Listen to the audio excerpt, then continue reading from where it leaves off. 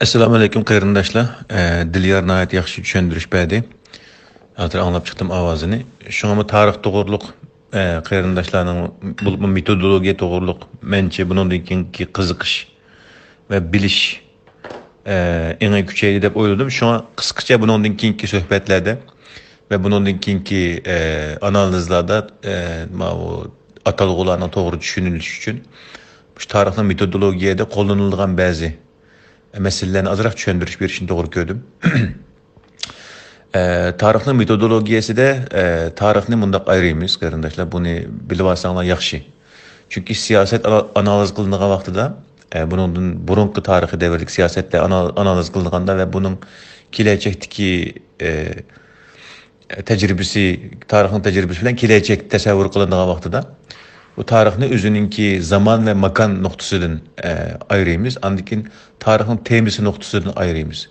Zaman ve makan noktasından ayırgan vaxtımızda tarihin zaman noktasından xuddi Xitaylar bizge şu ötendiki vaxtıda başlangıçtan tartib ta ali mektepkiçe ötken tarih kitapları qarsak bu asasen Xitaylarınki zaman ve makan noktasından ayırganını görəleyimiz.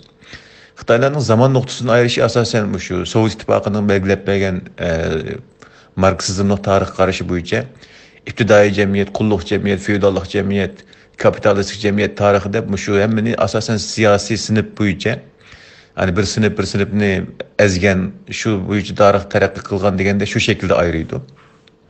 Bu tarihinin zaman noktasından ayrılışı. Xitayning ayrış usulü bu.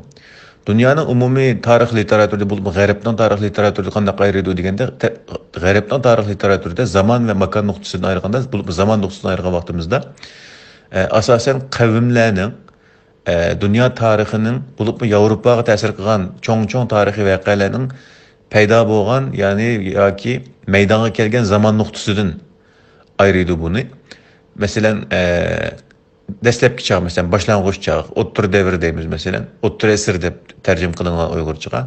Yaqinqi zaman, ani keyin günümüzdeki zaman ve modern zaman deb bu şekilde ayrıydı. Bunun asasen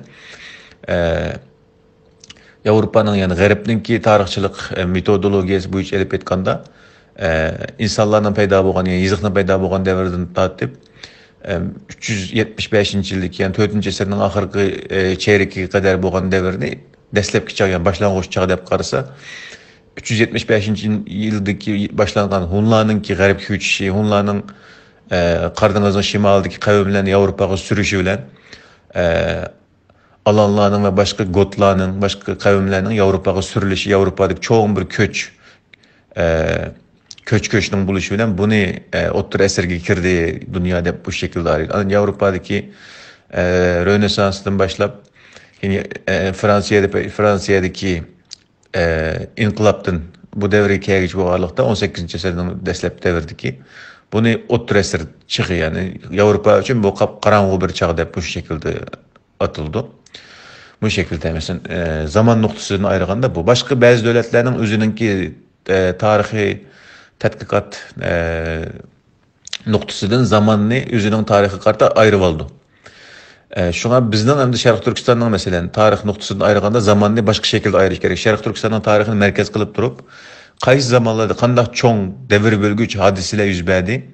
Bu zaman cihetin ayrış buldu. Andın yeni birisi makan cihetin ayrış tarihini. Makan cihetine ayrılan vaxtda bu tarihi voqealar qayerda bo'ldi? Ya bir millatning tarixi mi, yoki bir davlatning tarixi mi? Mesela Xitoylarning tarixini esa Xitoylarning tarixi asosan makan jihatdan ko'p o'zgarmaydi. Xitoylarning o'zininki ichki daryo orlig'ida shakllangan tarixi bilan bunun kengayish yoki tarayish shakli bilan asosan Xitoylarninki makan tarixi o'zgarmaydi. Bizning ajdodlarimizga o'xshash ko'chib qo'nib yashaydigan qavmlarning bo'lsa zaman ve makan bilan ikkisi ba'zida parallel shaklda o'zgarib mangdi. Masalan, nimish qavmlar ko'chidi degan vaqtida Köktür xalqi yemirliganda nima uchun bular ko'chidi Mong'oliyani tashlab deyilganda bular markaziy qabilalarni tashlab ketish kerak, yani u yerdan yana bir hokimiyat chiqqan vaqtida ular ko'chidi. Andin yana bir sal qarilayotgan bir masala yaylaq qavmlarning nufusi bektiz ko'paydi. Bu normal ahvalasida bu ijtimoiy tarixninki temizga kirib ketgan masala yerlik o'ltiraqlashgan qavmlarninki nufusiga qaraganda adette köçmen yani köçüp konup yaşayanlarning nüfus tez köpüydü. Bu tarihte bu şundaq devam kılıp kilelik. Şuna qarsak mesela Xitaylarning menbelerinde Xitaylarning içine kirip ketken Hunlarning, Köktürklerning, Uygurlarning, keyin Moğollarning davridagi qavmlarning sonining haddi hisobi yo'q. Bunda söyleyip aytganda Xitayning şu anki mevcut nüfusunun hali köp kısmı şimaldan keçip kirip Xitayning chegarasining ichiga, Sadichining ichiga kirib ketgan, shu yerga bir shekil kirishga majbur bo'lgan va Xitoylarning ichiga irib ketgan qavmlar bek ko'p.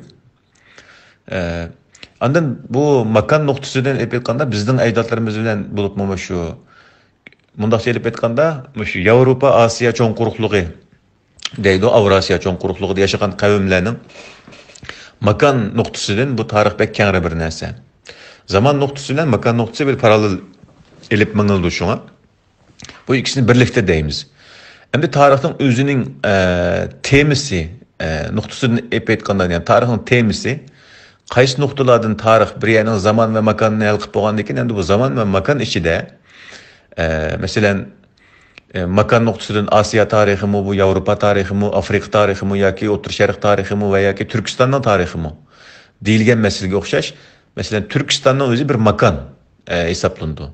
Bu neyim için Türkistan'ın öz bir makan degende bu yerdeki kavimler bu Türkistan degen makan içinde zaman okşamagan ehvalda mı bu yerdeki kavimlerin siyasi tarihi veya ictimai tarihi veya başka tarihleri birbirine intayin zıç bir şekilde birleşip ketken bu başka biz tarihçiler Avrupa'da mı okşaş, neyimde mi okşaş, Türkiye'de mi okşaş, bu Türkistan yani keyin Rusiyanınki tavsiyasi bilan Angliyanınki tavsiyasi bilan bu yer O'rta Osiyo deb atılıp ketdi. Asli bu yerinki tarix literaturida 19-asrdagi davrdan boshlab akademik tarixchilikqa bu yerning ismi Turkiston deb kirilgan. Turkiston degan qaya deganda kunimizda tarix kitoblarida Turkiston deb o'tgan bo'lsak, ya'ni Turkiston deganda bu bizning siyosiy nuqtadagi Turkiston emas. Akademik tarixchilikda Turkiston coğrafiyasi deyilgan vaqtda asosan shu Iranninki Şərq şimalidagi Xorasan viloyatlaridan boshlab Afg'onistonning shimolini, bütün hozirgi O'rta Osiyodagi bizda aytgan 5 jumuriyatning tamomini, Xazar dengizining sharqidan boshlab toki bizning vatanning tamomini o'z ichiga olgan shaklda Mong'oliyadagi Kerulan daryosiningki qirg'oqlargacha bo'lgan bütün yerlarni biz tarix literaturida Turkiston deb olamiz. Tarixdagi Turkiston yani. 19. asırda ya ki 18. asırda hatta Çingizhan imperiyası devridagi Türkistan degan vaqtimizda bizning Türkistan degan meselemiz bu tarix literaturik Türkistan bu yerdagi siyosiy ma'no chiqolmaydi. Tamamen coğrafiyani ko'rsatgan bir Türkistan. Şu yerlerini o'z ichiga oldi. Bu mesela bir makan nuqtasidan bir yerning ne ekanligini mesela Avrupani ayırgan vaqtimizda bu mesela Avrupa'nın o'zininki coğrafiyalik doirasi aniq mesela. Qayer Avrupa bu yerda. Yani mesela Qayer O'rta Şərq.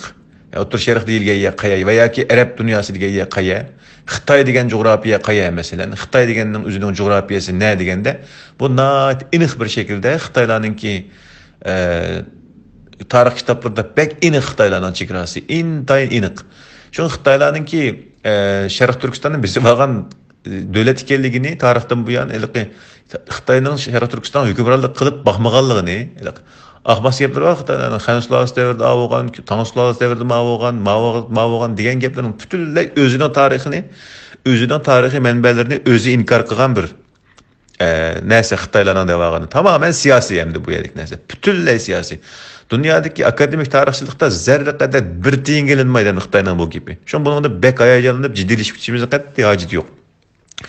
Mesela Xitoy deganning o'zi qaya deganni Yaponlar bek saran qilib aytaylik, tadqiq qilib. Yaponlar Xitoy tadqiqotida mening ko'rganim Yaponlar birinchi numar oldida ketib etganlik deb o'ylayman men.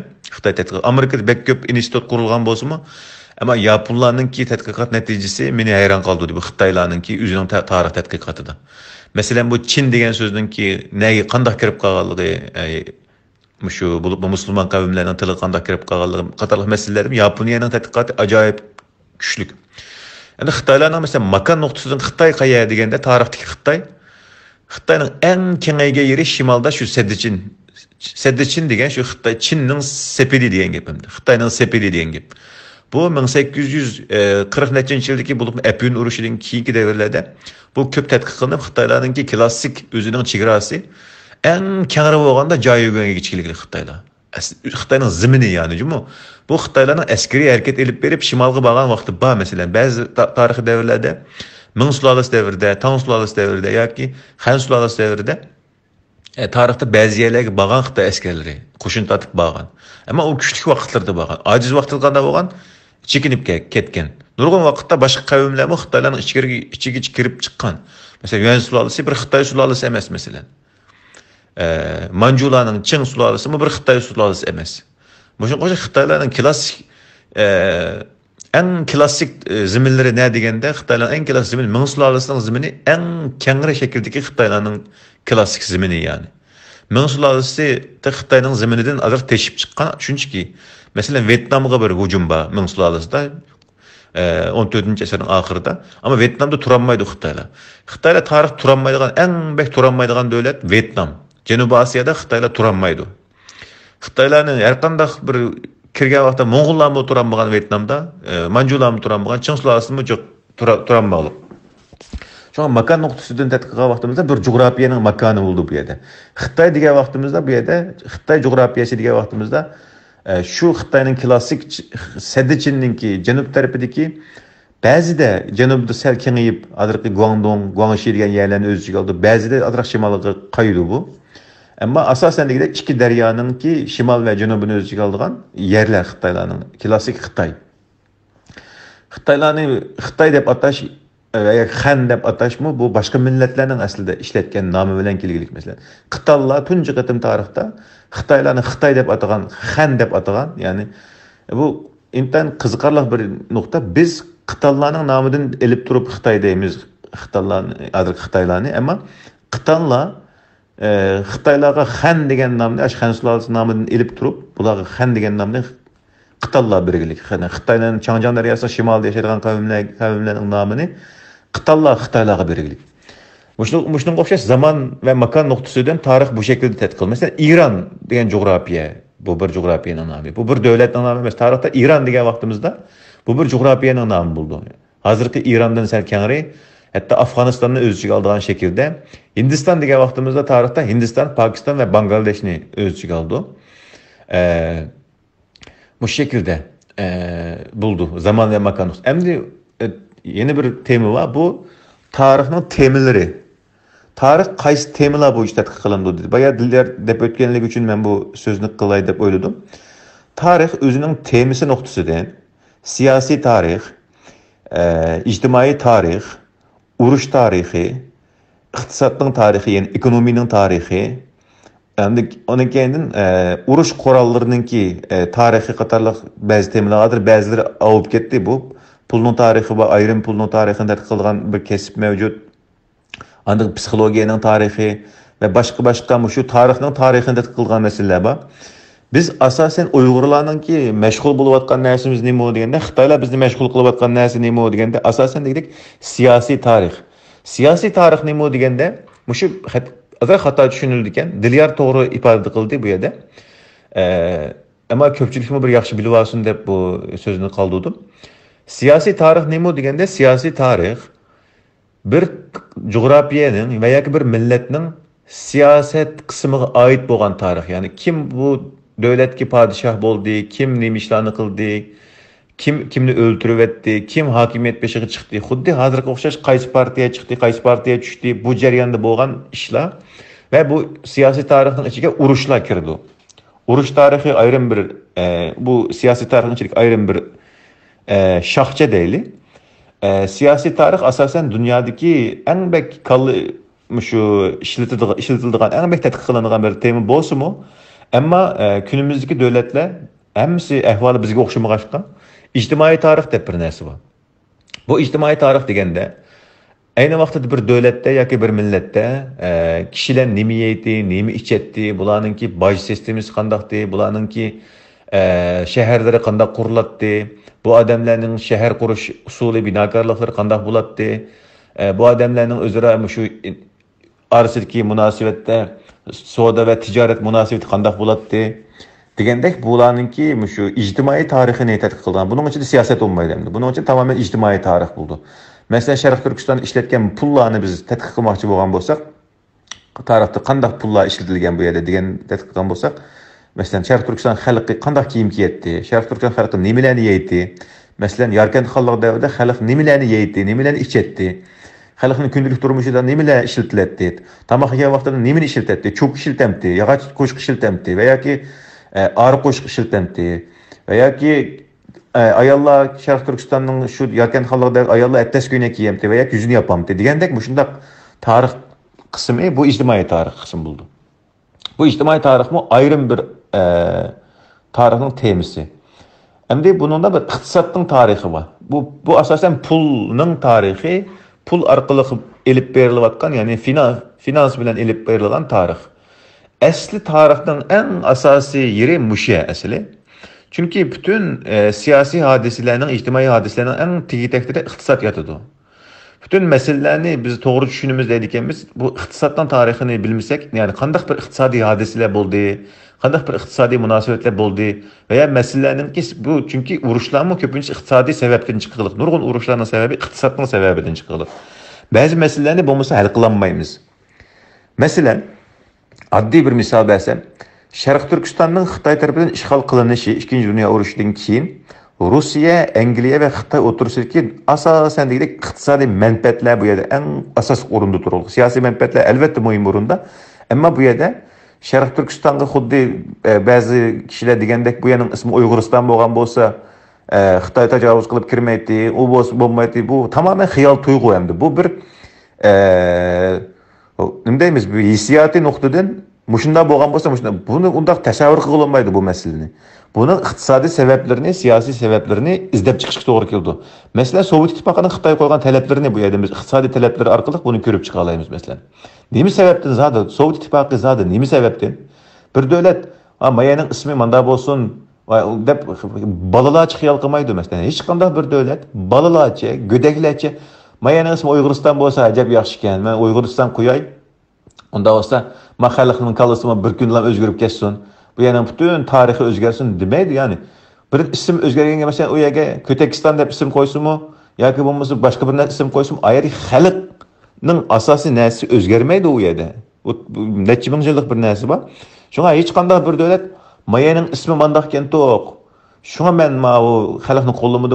O nati gödəklərçi bir gap oldu. Yani tarihin metodologiya nöqtəsindən elib etganda bu qabul qılınğan bir narsa. Çünki devletler ara münasebette iqtisatning o'rni tarixdan buyon kunimizda qandaq muhim bo'lgan bo'lsa, bu shundaq muhim. Hech bir zaman o'zgarmaydi bu yerda. Hech bir zaman o'zgarmaydi. Shunga davlat o'tirsidagi va yoki ikki millat o'tirsidagi munosabat tadqiqot vaqtimizda iqtisoddan munosabati bek muhim.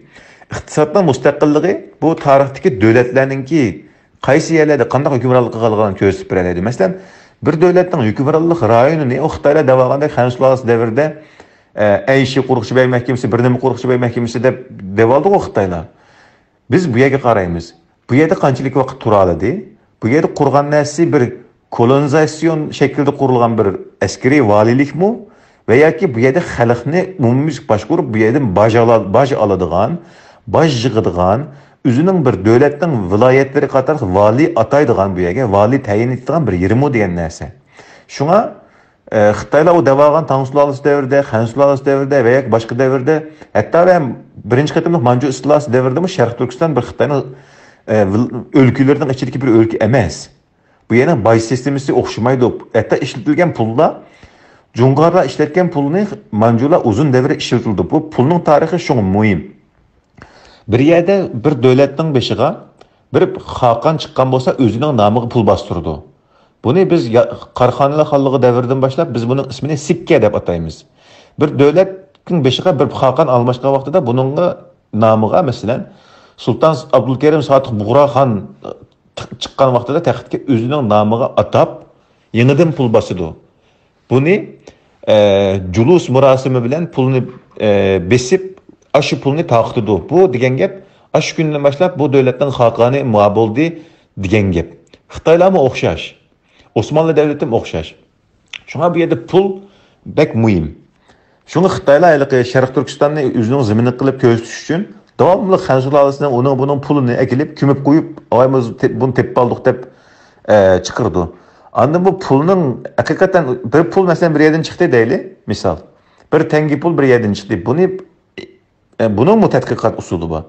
Onun numizmatik deyimiz. Numizmatik usulü bilen bunun karbon nemisi bilen anikenin bunun çıkan besilgan yerlerinin tespit kılınışı bilen bu pul hakikaten pul mu yak bir kümüp koydu mu? Bu pul bir gayri bir ahvalda kilip kalgan yani ticaret arkalı kilip kalgan pul mu veya ki şu devlette hem yerlerde tepilgan veya ki İki devlet oturuşundaki münasebette işletilgen pul mu degandek şu pulun ki münasebeti mu bek mühim. Mesela Şarkı Türkistan'ın Xitay'nınki coğrafiyası emesligini ispatlayan en çoğu nersi neymi degende aşağılık Hansulaz devrinde Şarkı Türkistan'da kurulan Xitaylarning o bu Qo'riqchi bey mahkemesi degan narsalarda ziyada Şarkı Türkistan'da intayin köp ak Hunlardan qolgan pullar chiqilib Şarkı Türkistan'dan. İkinci narsa neymi degende Şarkı Türkistan'daki Hunlarning qurganlaridan intayin köp sonda Hunlardan qolgan eşyalar chiqilib. Xitaylarninki odam kumush usuli bilan kömgen bir hozirgacha tepilgan Xitay nemisi yo'q, mazarlığı yo'q.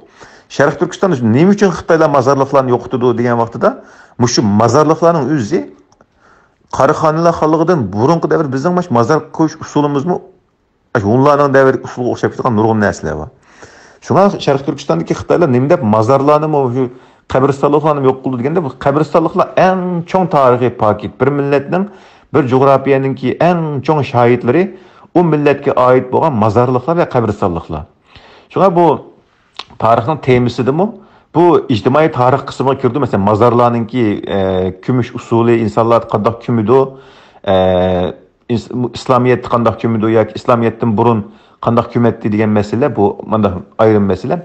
Şuna pulning tarixini yani ekonomining tarixini, iqtisodning tarixini tadqiq qilgan vaqtimizda bu yeni siyaset bilen siyasi tarix bilen bütünlüğe çemberçesi bağlanıp gidiyor. Bu köpünçe dikkat kılınmayacak mesele. Bir meseleni el kılınmayan vaktimizde, tarihteki məlum meseleni el kılınmayan vaktimizde bizim tarihçilerin kalısı kildiğin tünce nese iqtisadın tarihi kilidi bu yerde. Mesela Xitaylarınki birinci katımlık ve ikinci katımlık epeyün uğraşı Avrupa'nın Xitay'a besip girişi meselesi tamamen iqtisadın meselesi mesela. İqtisadın tarihi, iqtisadın şu Avrupa bilen Xitay oturuşki iqtisodda epeyünninki Xitayga setishga mecburlash uchun bo'lgan mesele. Ondan undan keyin yeni bir muhim narsa urush tarixi. Urushning maxsus urush tadqiq qilindi. Bu asosan ko'pincha harbiy universitetlarda, harbiy maktablarda ko'p o'qitildi urush jarayonida. Dunyo tarixiga kirgan Sharq Turkistonda bo'lgan bir qancha urush bor masalan. Men shu nimadagi bir universitetda qisqacha Sharq Turkistondagi bir qancha urushning tarixi to'g'riliq bir dars o'tgan vaqtimda Yaqub Bey davrida qolgan bo'lgan bir urush bilan Elxon To'rining G'uljini mudofaa qilish urushini ikkisini so'zlab bergandim o'quvchilarga. O'quvchilar bek yarab ketgandi. Bu urush texnikasini haqiqatan bek ular uchun bek diqqat tortgan bir urush texnikasi. Anda bu urush tarixida masalan turklarning bizning qavmlarimizning urush qilish usuli bilan Xitoy qavmlarining urush qilish usuli bir-biriga o'xshamaydi. Ondan bu urush qilish texnikasining ichida yana Türkçe ateşlik silahlar deyimiz, ateşli silahlar. Men buni tarix kitaplarga, bizning Uyg'ur kitaplarga ot alg'uchi qurollar deb tarjima qilishni, ya'ni shu şekilde ishlatishni, firearm deganning tarjimasini ot alg'uchi qurollar deb ishlatishni to'g'ri ko'rdim. Yani ot alg'uchi qurollar, ot yiqib, bu ot bilan mangadigan qurollar, ya'ni buning ichida zambirak, miltiq, hozirgi zamonning bütün nimalar bir yerdan ot elish kerak endi bu. Yani bununki tarihi, bu tarix mi pek mühim? Qanday mühim deganda, dunyodagi urushning tarixini bayam Dilyar so'zlab o'tgandek, askarlarninki ma'naviy tarafdagi nimasi birinchi o'rinda turdi. Har zaman inson faktori tarix bo'yicha birinchi o'rinda turdi. Andan keyin qo'lidagi qurol, bu pek mühim. Qo'ldagi qurol, bu qurollarning o'zgarishi dunyo tarixining burilish nuqtasi bo'lgan. Masalan, ot alg'uchi qurollarning ishlatilish davridan boshlab Xitoylarning keyinli qilishining eng asosiy sababi, shu Yevropaning keyinli qilishining asosiy sababi shu tarixidan bu yan hal qilinmayotgan Xitoylar bir ig'ir masala borligi. Iqtisodni kontrol qilib olish, iqtisodiy jihatdan bekinib olish va iqtisodiy jihatdan bekinib olgandan keyin parixo'rlik Xitoylarning menga qutulolmaydigan bir narsasi parixo'rlik. Ana shu parixo'rlikdan qutulolmagandan keyin Xitoy taraqqiy qilmaydi degan tarix bo'yicha. Ama shu ot alg'uchi qurollarningki tarixiy sababli Xitoylar Yevropaliklarning oldida yengilib qilganlik masalan. Bizning tariximizda mush o't olg'ich qurollarninki Jungarlarga yengilib kelishimizning sababi ayni vaqtida Jungarlarning qo'lida o't olg'ich qurollar bor, miltiq bor. Bizga texnik miltiq kirmaydi Sharq Turkistonga, Yarkat xalq davriga. Shu urushda az askar bilan ko'p qo'shin yengib olishning sababimi 300-500 askar bilan 10 ming atarliq 10 mingdan ortiq askarni yengib olishning sababimi bu Xitoylarda bo'lgan masala 1900 oxirida jizvitlar kirgan vaqtida Xitoylarga az sondagi jizvit askar Italiyaning shu janub tarafidagi askarlar Xitoylarning bek ko'p qo'shinlarini yengib oldiq. Shu sababdan bu qurollarning urush tarixi mu ayrim bir tema. Sharq Turkistondagi urushlarni yaxshi analiz qilishimiz kerak shunga. Xitoylar bilan bo'lgan urushlarni bek yaxshi analiz qilishimiz kerak. Bu urushning tarixi ayrim bir tarix endi. Urush tarixida yana nima muhim deganda, biz ko'pincha urushni Mavayga hujum qildi, Mamayada manchalik askar bor. Urushning logistik qismi bor endi. Bu eng muhim qismi. Burungi davrlarda urush bo'lgan vaqtida xonadon oilasi poytaxtdan mushu butun mol-mulkni elib, masalan bu Osmanlı davlatida bek ko'rildi. Urushga mangan vaqtida, masalan Kanuni Sultan Süleyman urushga mangan vaqtida Venedikka urushga mataraka mangan vaqtida Avropaga butun Osmanlı sarayidagi butun mol-mulkni, g'azinini yenida elib minish kerak. Chunki bu isyon bo'lib g'azini qo'ldan ketdi degan gap, yana iqtisoddan tarixga ketib qoldi bu yerda.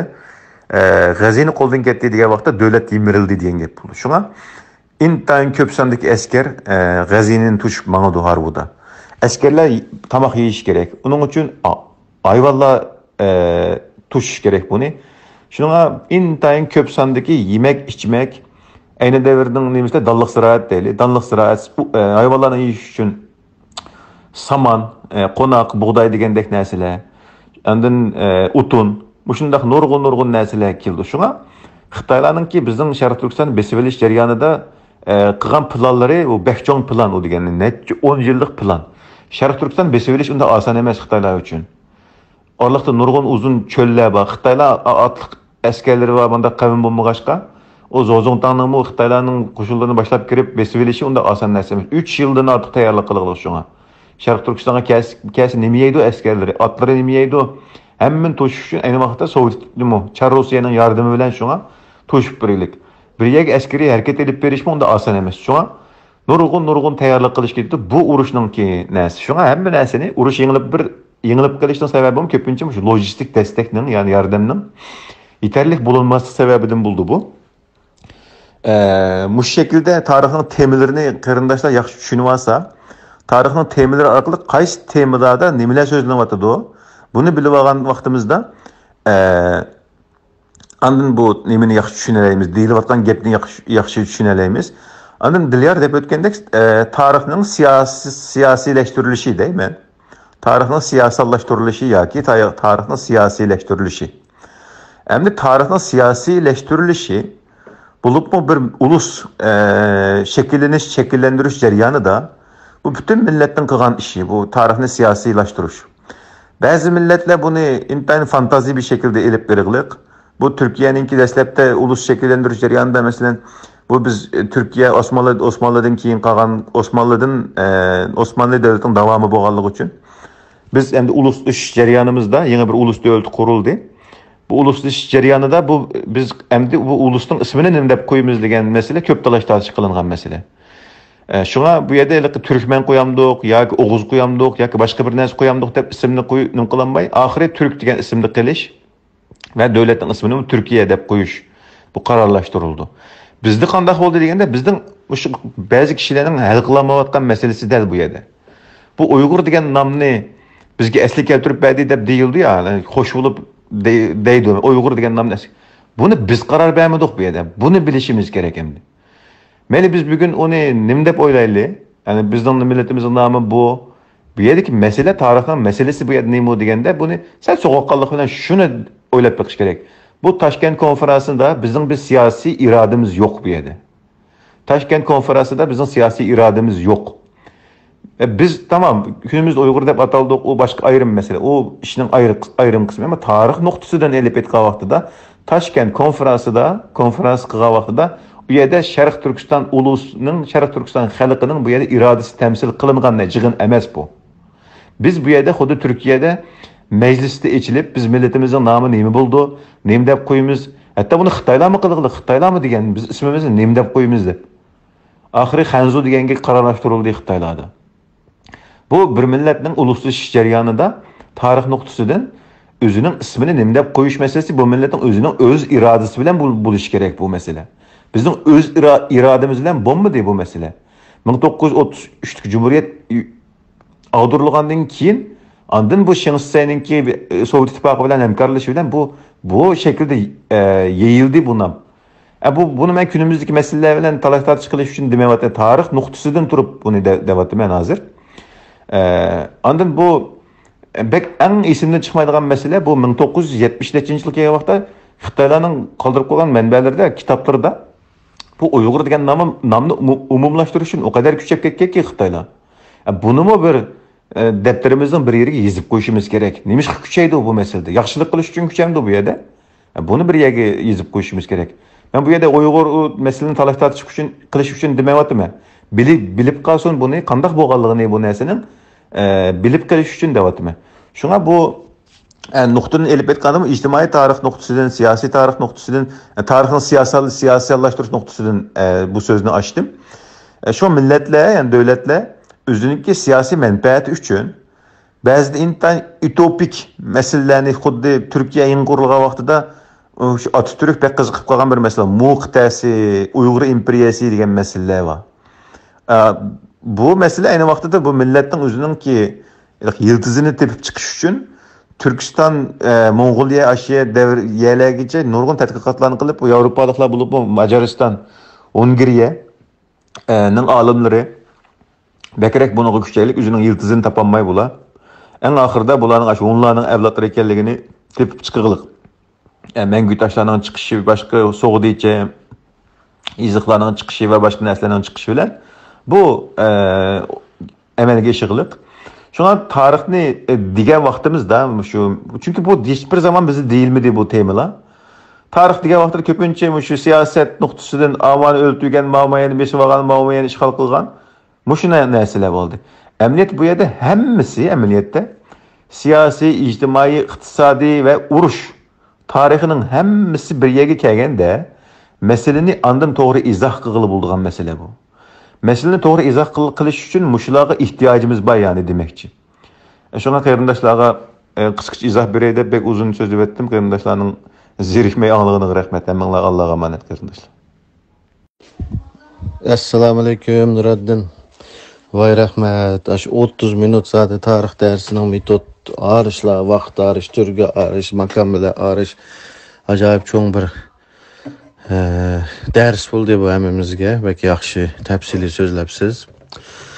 Demek ama kesipnin ilgisi kırını yaxşı emme kesipni. En doğrusu şu. Hakikaten hoş buldum ma pek tepsili sözlep ne yoxsiz. Bunu saxlap bir video klip işlep koyunlar balla. Bundan esle qilish gerek. Cıq adamlar paydalanış gerek. Hiç bulmasa adamların haddini bilish üçün gerek bundaq nesle.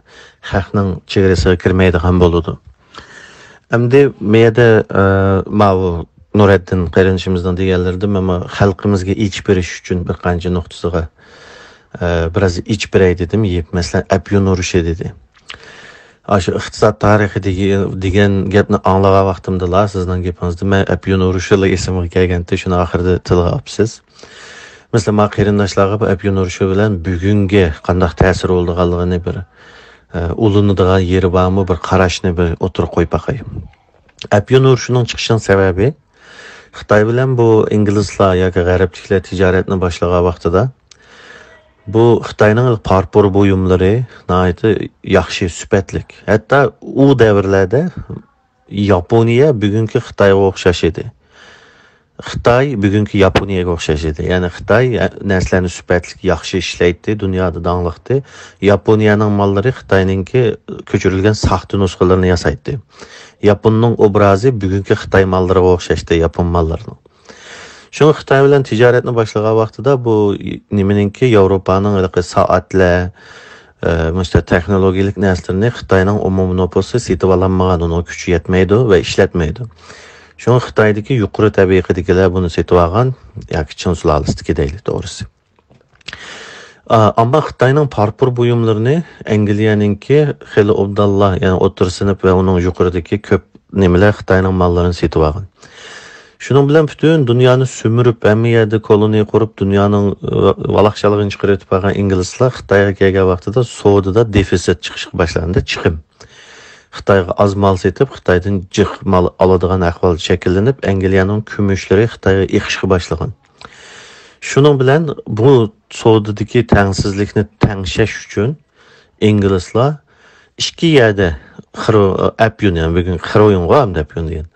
İki yerda apyun yetishtirib, birisi Hindistonda o'zining koloniyasida tergan, ikkinchisi Osmanlıda teraydi apyunni kandir shaklida ishlatimizda.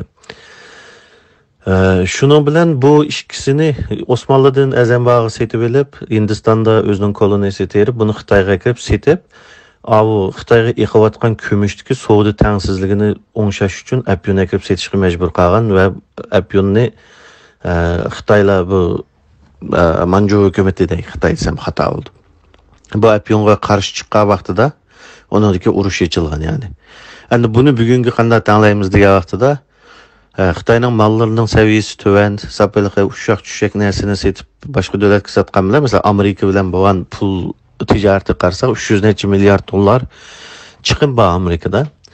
Ammo Xitoyning parxor amaldorlarining pulni bulab ketishi, o'g'irlab ketishi, onundan başka yollar bilan Amerika kanunsuz kirayotgan dollar ameliyatda 300 milyar dollarga yaqin, yani Xitoyning GDP'sining yilda necha %% o'g'irlanib g'arb davlatlarga Amerika qaytadi. Shuning uchun Amerika gerçi uchuq tijoratda Xitoyga nurg'un yilda 300 necha milyar dollar chiqim tortayotgan bilan, ammo qarit yo'ldan qaytib kelayotgan pul ani tangishayotganligi uchun gaqinmagan buriladi. Ama qachonki Xi Jinping bundan 50 ming dollardan yetkiyenmeydi chet elga degan kuni, o'sha Xitoy fuqarolari chet elga 50 ming dollardan ortiq pul yetkazishga bundan bo'lmaydi degan kuni tijoratning savdo urushi boshlandi ham ikki davlat uchun. Chunki hozirgidek mangsa bo'libmi qora yo'ldan Amerikaga qaytadigan, Xitoydan o'g'irlanib Amerikaga qaytadigan parxorlarning pulini kessa, u vaqtida Xitoyning Amerikaning dollari Xitoyga eqishga boshlaydi va apyun urushini eslatadigan bir narsa chiqadi bu yerdan.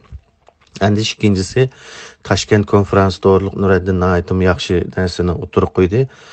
Men rostdan desam, mush Abdurashid Qarloq, Varis Chaqan, mush Nuriddin, mush shaxsdan alayda faxrlanaman. Çünkü bizden tarixchilarimiz tegiga bosirib yetib olgan, deyishdan qo'rqqan, hech yerda yozolmaydigan temalarni shu 3 ziyolilarimiz o'tirib qo'ydi endi. Bu Toshkent konferansini tushungan vaqtimizda biz hozirgi qanday kelganimizni tushunamiz amaliyotda.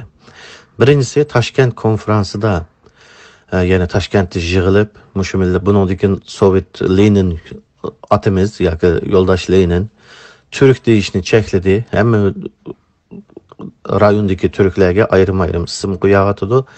Bizninkilarga nima deb ism qo'ymaymiz deb bir yig'in ochilgan. Bu yig'inda solchi kommunist ziyolilar, shu Uyg'ur degan, uningga qarshi argumentlar bor va qarliq desak bo'lmaydi degan masalan.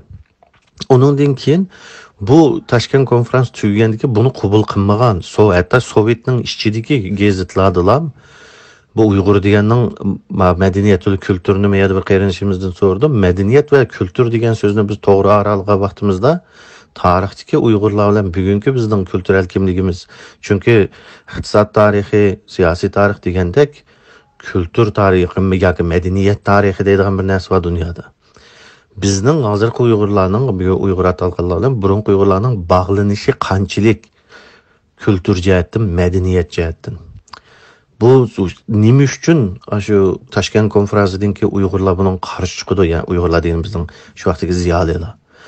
Nima uchun bular qarshi chiqib Sovet gazetlarida bir-birsiga munozara bo'lib ketdi? Bizning vatanga bu ismni akirgan vaqtida nima uchun bizning ziyolilarimiz qarshi chiqdi?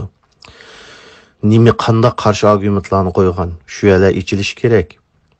Nima uchun 1921 yil Toshkent konferansida Uyg'ur degan ism chiqqandan keyin bu talash tortishlar bilan bizning vatandagilar buni qabul qilmaydi. Nima uchun? Birinchi qitimliq 33-yili Sharq Turkiston Islom Jumhuriyati qurilganda nima uchun Uyg'ur deganni qabul qilmadi bular? Bu savollar nurg'un narsani ochadi amaliyotda. Ondan keyin 37-yili bizning ziyolilarimizni pokiz qirib olib, hammasini o'ltirib olib, 37-yili Shinsey Urumchida bir yig'in ochadi. Bundan keyin Xinjiangdagi millatning ismi Chanto emas, Weizo deb yig'in ochadi. Shinsey qo'ydi yana vatanning ichiga. Bununla qarshi 44-yili Cumhuriyet qurilganda yana nima uchun Sharq Turkiston Cumhuriyeti deb qurildi. Bu yerda bir narsani unutmaylik. 36-37 Sovet İttifaqida Pan-Türkist degan nimani kiygizib, Ruslarning qo'ygan ismlari qarshi chiqqan bizning tariximizda bunday narsa yo'q deganlarni Pan-Türkist deb chiqib qatasiga etib olib hammasini. Bu yerda sotsialistik cumhuriyetlar qurildi kichik. Qozog'iston, albatta Qozog'istonning shu vaqtda qurilgan vaqtdagi ismi Qirg'iziston, ya'ni Qozog'iston yo'q vaqtida. O'zbekiston, Tojikiston degan cumhuriyetlar 36-37-yillari Sovet tarafidan qurildi yangi ismlar bilan. Ama bizde 44-yili, yani bu cumhuriyetler, sosyalistik cumhuriyetlerini kurup olup ismlar bilan. Bizde kurulgan cumhuriyet olsa yana Sharq Turkiston deb chiqadi. Nima uchun? Nima uchun e'tirof qilmaydi?